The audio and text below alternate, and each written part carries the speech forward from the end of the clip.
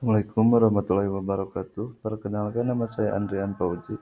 Saya akan melakukan presentasi yang berjudul Analisis Data Kasus Demam Berdarah Dengue atau yang disebut DBD di DKI Jakarta pada tahun 2023. Baik, yang pertama ada latar belakang. Demam berdarah dengue atau yang disebut DBD merupakan penyakit menular yang masih menjadi permasalahan kesehatan masyarakat di Jakarta.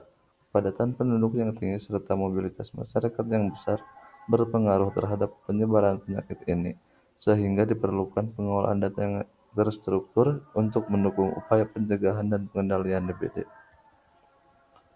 Selanjutnya yaitu sumber dan deskripsi data.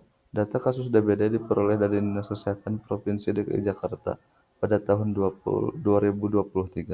Data dihimpun melalui sistem surveillance epidemiologi dari berbagai fasilitas pelayanan kesehatan seperti puskesmas dan rumah sakit yang melakukan pencatatan berdasarkan hasil pemeriksaan klinis dan penunjang. Selanjutnya yaitu tujuan pengolahan data. Yang pertama, mengetahui distribusi kasus DBD di Provinsi DKI Jakarta. Yang kedua, mengidentifikasi fasilitas pelayanan kesehatan dengan jumlah kasus DBD. Yang ketiga, mendukung evaluasi dan perencanaan kebijakan kesehatan. Dan yang terakhir, meningkatkan efektivitas pencegahan dan pengendalian DBD.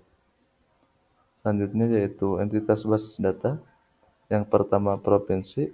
Yang kedua, kota. Yang ketiga, fasilitas pelayanan kesehatan. Yang keempat, jenis kelamin. Dan yang terakhir, data kasus DBD. Selanjutnya yaitu relasi dan kardinalitas. Yang pertama, satu provinsi memiliki banyak kota.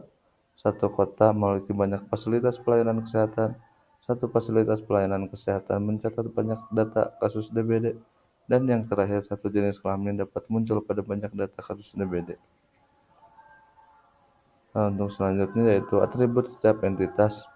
Yang pertama ada provinsi sama dengan kode provinsi dan nama provinsi. Selanjutnya yaitu ada kota sama dengan kode kota, nama kota, kode provinsi. Yang ketiga yaitu ada fasilitas kesehatan sama dengan kode paskes, nama paskes, jenis paskes, kode kota. Dan yang keempat ada jenis kelamin sama dengan kode gender dan jenis kelamin.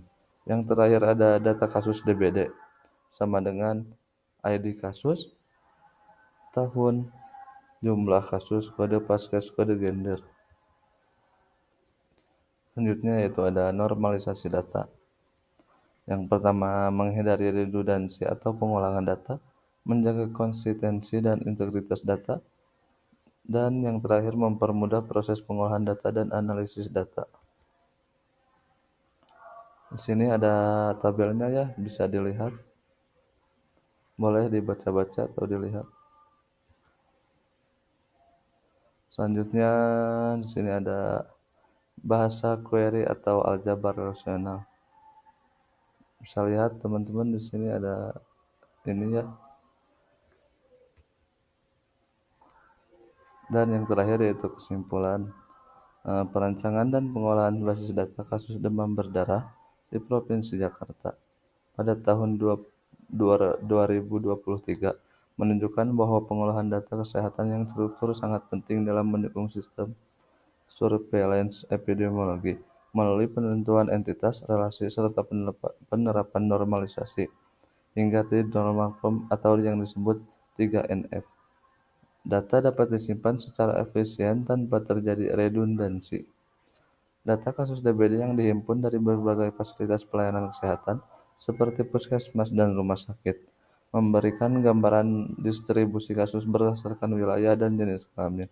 Informasi ini dapat dimanfaatkan oleh pemerintah daerah dan tenaga kesehatan sebagai dasar pengambilan keputusan, evaluasi program kesehatan, serta perencanaan strategi pencegahan dan pengendalian DBD secara berkelanjutan di Provinsi DKI Jakarta. Baik, terima kasih.